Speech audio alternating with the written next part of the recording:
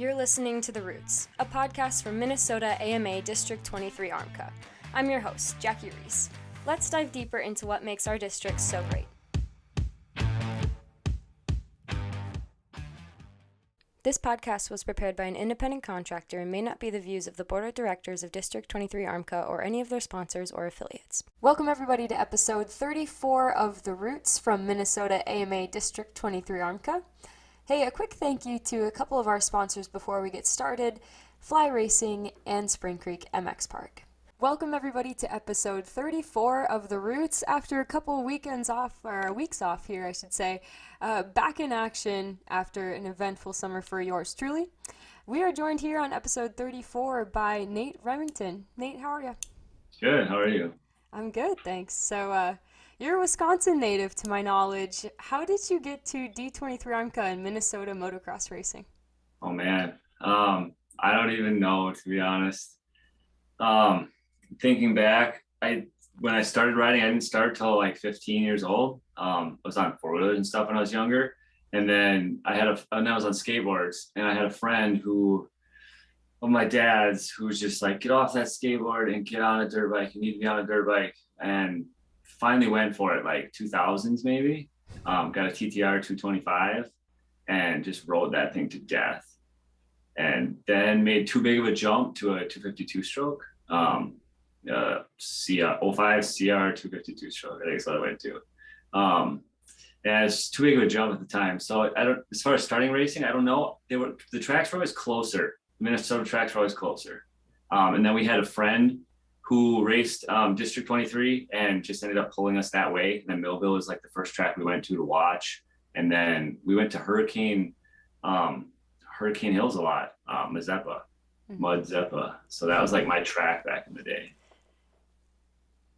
Mazeppa is good times. Like it's a bummer that it's gone now, but yeah, I have fond memories of racing there too. You said that they were closer, but like, was there anything else about D23 that attracted you to continue racing here? Yeah, I like the vibe. I like the tracks. I like the area, like the drive from my house there is always beautiful. It's backcountry, it's to the hills. I love it. I just love going that direction versus like if we go to Wisconsin tracks, some of them are south and through like cities and things. It's just different. It's just different, that's all. Yeah. So yeah, I love District 23. That's awesome. Are there any memorable races for you? Like maybe the first race that you ever competed in, or one that was very successful, recent, back in the day, anything that stands out in your racing career here? Mud races, obviously Mud Zeppa. And that was like my track, and rode there in the mud a lot. And I remember like winning a bunch of mud races just because at the time I didn't care what I rode in. I didn't care the conditions. I just wanted to ride dirt bikes. And yeah, won the track title there also. So that was pretty cool. In two classes one year, and that's as far as I went. I never made a region. I qualified for a regional, never been to a regional any further than that. So you'd mentioned to me in previous conversations that you've kind of come in and out of the sport. How did that happen for you? Why did that happen? And about what ages were you coming in and out? Got in like 15, got out like 19, 20s. Just got burnt out on it. Was traveling with my dad a lot. He was getting busy working too. And I don't know what changed. I was having a bunch of fun for a while, and I started maybe taking it too serious. I think that's, you got your feet wet, and then you started racing, and it was so new and it was exciting. And then you got a couple seasons under your belt, and it was like, where do I go from here?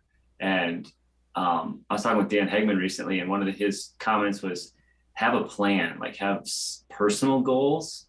And looking back, like, I think that's what I needed. So like, I would say the same thing. I just didn't have enough personal goals. I didn't know really which direction to go either. I didn't have the knowledge of like how to progress up in the sport. And that's kind of like what I've learned recently. And now having kids or children, if my son picks it up, I kind of want to know that path a little bit so I can maybe guide him down it better. Yeah. So you got busy What brought you back to it after those years of, getting to work and making some money back? I needed something. I needed something. I found out I had gotten married, was still racing for a little while, and then just was working and life. Something pulled me away, I don't know.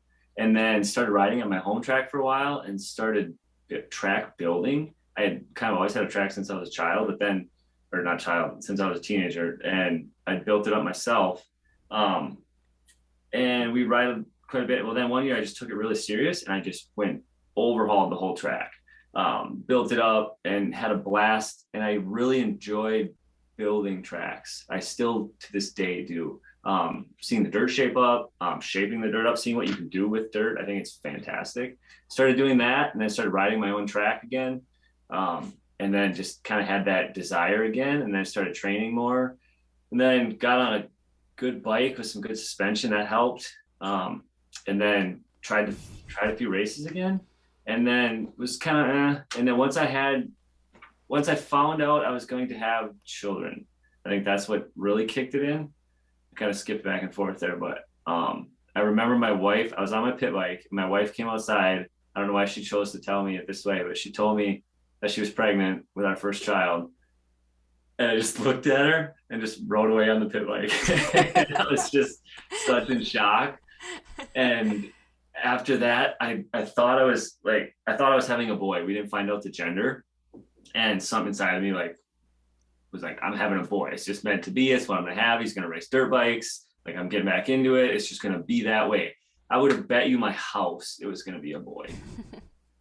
It came out a girl and just flipped my whole world upside down. Yeah. I think like I was at that time too, I was like, whoa, just it threw a wrench in all my plans. So I just kept riding myself. And then I was just like, man, I don't have a son to like push into it right away, which I think was a good thing because now that I've had my son, I've kind of chilled out a little bit having my daughter first. And now I look at it different with him. I actually held him back a little bit because I don't want him in it too early now. Mm-hmm. So yeah, kids got me back into it. I wanted them to see me doing it first. I wanted it to be organic if they wanted to pick it up because I don't want to push it on them. I want them to see it, and if they like it, take it. Obviously, I'm a little going to be weighted on the dirt bike side, but I want them to do whatever makes them happy. So I'm racing dirt bikes though. That's awesome. So either of the kids here, are they interested in becoming racers? I know you like want to take it slow here, but daughter or son, what's the, slow going plan for them if they have a desire to do so? Oh man, my friend Jake Moss got Iola, my daughter, for her birthday a few years ago, and she turned 4, I think. He bought her a PW50, an older one with some training wheels on it, and she never really got on it too much. It was in the winter. Well, in the spring, like she was just a little too small for it. We ended up getting a Stasic, and she rode that for a while, and she was doing really well on it. And we were gonna put her on the 50, but she didn't know how to use the brakes that well. So with the Stasic, they can kind of drag their feet because they came off of Strider bikes, and she was riding it for a while. And then once my son like seen her doing it, he got on it, and then he ended up with the Stasic, and now she doesn't have one. So we actually have to buy another one. But I tell her that she's gonna race, and she tells me no. But I say she doesn't have a choice. Say she's at least gonna try it. So we'll see. She's got the attitude to race because she will. I don't know. She can be feisty. Where my son's a little more timid, but something's kicked in lately. I don't know if it's going to the races a lot this year. I don't know. He hangs around the little kids and he sees other riders, and it does a lot. And then like if we're at the practice track, he sees riders and something's kicked in. I haven't pushed him, but he is out in my yard just doing laps. He wants to wear my goggles and his helmet, and they don't fit, but he wants to wear them still. Yeah. And it's so cute. And he was just jumping the other day. He just finally getting his tires off the ground, getting a little air underneath them, daylight. And it was so cute. Well, then he sent it a little too hard on one and went down, but he got right back up. So I feel like everybody has a story like that. Like the first time that I ever rode a dirt bike by myself, I crashed into my mom's flower bed and was like crying and was like, Dad, don't tell Mom. And Mom's in the window watching. Your son had that experience. Did your daughter, and did you when you first got on a dirt bike as a teenager? My daughter, maybe not. Um, I mean, I'm sure there's some story, I just can't remember it. My story was on a Yamaha Breeze, and we had a farm. My grandpa had a farm, and I was riding with my friends, and we ran around the corner of the barn too fast, and there was a horse, and we must have spooked it, and we ran right into the horse. Oh Ripped no. the front fender off the Breeze. It was brand new. My dad had just bought it for us, maybe like Oh, 2 weeks before. Told us to be careful, and I just smoked the horse. The horse was fine, good, but good. my dad was pretty mad. So Yeah. that's my story. The front fender was not fine, but the horse was okay. Good to Yeah. hear. Still remember we had to zip tie it back together. So it was a brand new four wheeler with zip tied fenders. Bummer. Yeah. So, jumping back in time here, you had mentioned to me that you went on this trip to Thailand. How did you be like, yep, okay, I'm gonna go to Thailand, and why did you go, and who did you meet, and how was your trip? Thailand was incredible. I would encourage anyone who gets the chance to go to go. If you can link up with a bike with a tour or somebody who knows the area or some locals, that really helps. Which was for us. We went with Thailand Moto Tours, Thailand Moto Tours, I think it's what it's called. And I linked up with a friend out of Minneapolis who runs a company called Croydco, Cafe Racers of Instagram also. And he invited me to go along, and we went for 2 weeks. And when he invited me, it was like, whoa, Thailand, like no way. And I had maybe just started my brand, just literally printed the first t-shirts, drew the first ones out with marker, and then like had a friend help me print like a small run of t-shirts. And I was like, oh man, I want to get this going. So I was like, I just need to go on this trip to do something for the brand. I didn't do much for it, but I just gave t-shirts to all my friends, everybody that's on the trip, and then, made them wear them and took pictures. And so that was like kind of a little bit of my motivation to go, or how I convinced my wife that I needed to go. But it was so worth it. It was one of the best trips of my life. I ended up meeting Brady also from Go Fast Don't Die. They were just finishing up a tour there, and it was life changing. I met so many cool people. Getting out of the country is one thing, but then like being in another country for that long and then being ingrained with the locals. So we went on a moto tour the first week, a whole week, and all up through the mountains in Chiang Mai. And they had every stop planned out. Everything was fantastic. Like everything was prepped. You show up. They had a beer sponsor, so they had beer there. They had your room. They had food. It was all set up. The restaurants you go to at night, the bars you go to, shows. It was so much fun. They had like you could go see the elephants. You could go see the long neck tribe. There's just something every day, or you go on a cave hike. So that was the first week. And I actually ended up getting into a guardrail. I was riding a little hot on the road with a dirt bike and locked up the rear brake, and I actually got into a guardrail and hurt my leg pretty bad. So I was like nursing a little bit of an injury through that first week of the trip. And then the second week we ended up going to Raleigh Beach in like South Thailand. So we had to fly down. And that was incredible. That was just amazing. And we rented some scooters or mopeds and just rode around the island that last week. And then I flew home, and flying home was such a nightmare. I had flown all my motocross gear over there, helmet, boots. I flew gear because I didn't know what to expect. We were doing the road tour. They also do an off-road tour, and I didn't know if we were going to be doing a little bit of both. I just didn't know what to expect. So I shipped all my moto gear over there, or brought it with me. I think I brought like 2 suitcases, way too much stuff, 2 big suitcases, and getting long here. And on the way home, I ended up like cutting it short on one of my flights, and had my bags waiting at the hotel while we were in Raleigh Beach. And I was not able to make it back to the hotel to get my bags. And I had to leave 2 bags there. And so I had to have a friend bring 1 bag home with her when she flew home. And then my other friend went up to Vietnam for 2 weeks, and then they came back. And when he got back, he shipped me the other bag home. And yeah, it cost me like $400 to get my bags home. But I had all my moto gear, my helmet, my boots. And I was like, I can't leave I just couldn't, it was crazy. So that was a little traumatic.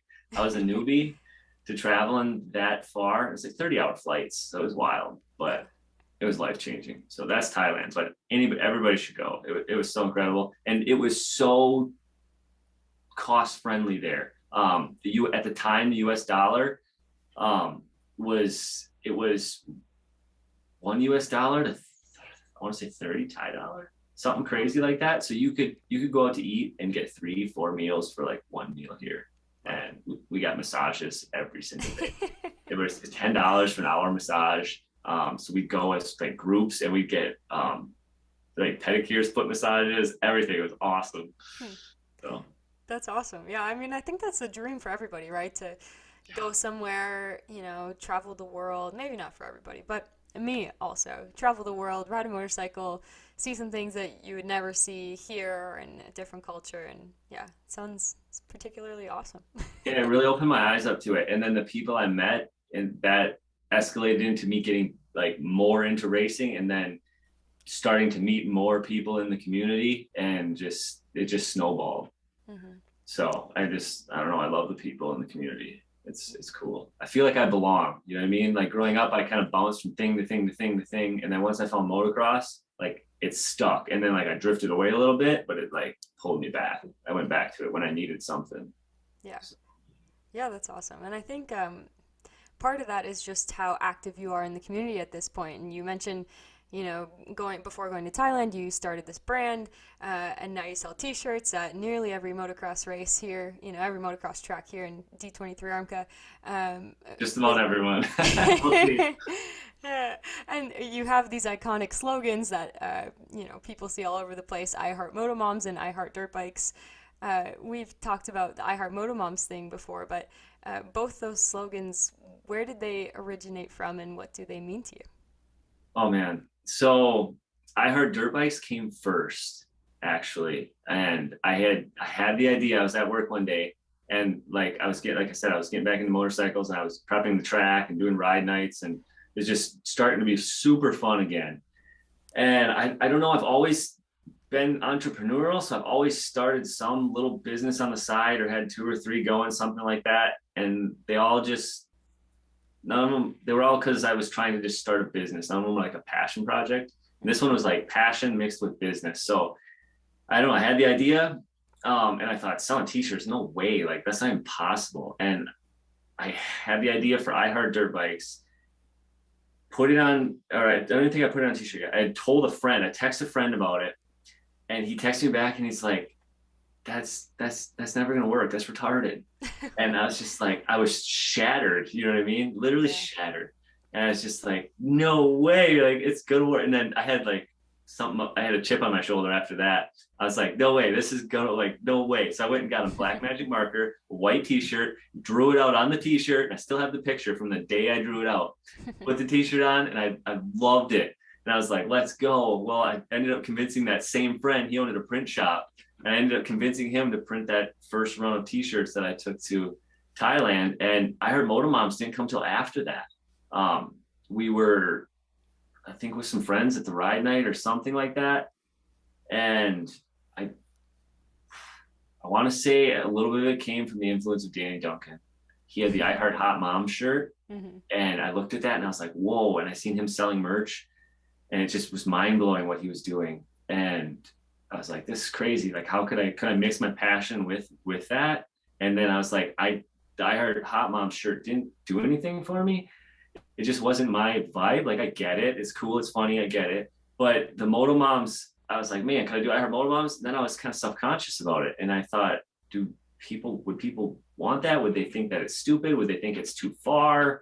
And then, you know, you see other people, like we talked before, and I won't mention some of it on the podcast, but some of that stuff's raunchy, you know? And I was just like, wow, even for the demographic, I mean, some of these are young kids, and you got some, I mean, Ronnie Mack, let's say that, like, that dude's awesome, but some of his stuff, I'm like, it's like, whoa. Yeah. And I don't know. So I was like, okay, I'm just going to go for it, and sent it with I Heart Moto Moms. And it really came from, it was a play off of the Hot Moms and the Danny Duncan thing, but it was really out of respect, because as I was getting back into it, I became close friends with the Moss family. and they were riding pretty hard trying to get their boys somewhere in the sport. And I seen Jamie, what she dealt with and what she did as a mom. And obviously seeing my mom growing up, she always did so much for us. She did our laundry, she cooked, she did a ton, just so much for us kids. And then as I had my kids and was going racing, I seen my wife start to like have to like take over some of these roles. My kids weren't riding yet, but I was riding and she was watching the kids and I was riding, and I was like, wow, they do so much and they don't get the attention. The dads are in the pictures, the dads are on the line. Like my dad was always on the line with me. My mom was up at the camper, or she was hiding somewhere because she didn't want to see me racing because it made her so nervous. Mm-hmm. So they just didn't get the credit. And a lot of it came from that. A lot of it was out of respect for the moto moms because of what they do, and because just kind of give them some shine, you know? Mm-hmm. And we were at the races selling them my very first time. I was so nervous. I hung them on the back of the trailer and I could hardly talk to anybody about them. I was so nervous to even push, because I don't like to push anything on anyone. I would just wear the shirt in my motos. That was the way I promoted it. That was just my way of doing it. I was like, I'll just wear it. If people see it, cool. If they vibe with it, cool. And yeah, I was real nervous to push it. And my friends were just like, go try it. Like, go talk to these people. Go try to sell the shirt. Go try it. And, did my thing, tried it out, and a few people bought them. And then it just like, I just got more comfortable from there, and then just kept going. And then we got suggestions, and people would like tell us stuff and tell us how they liked it. And then I Heart Moto Dads actually came after that. And that's actually been a hit also. That one's like really taken off. So, I mean, I don't know why. I don't know why, but it's super cool. But Yeah.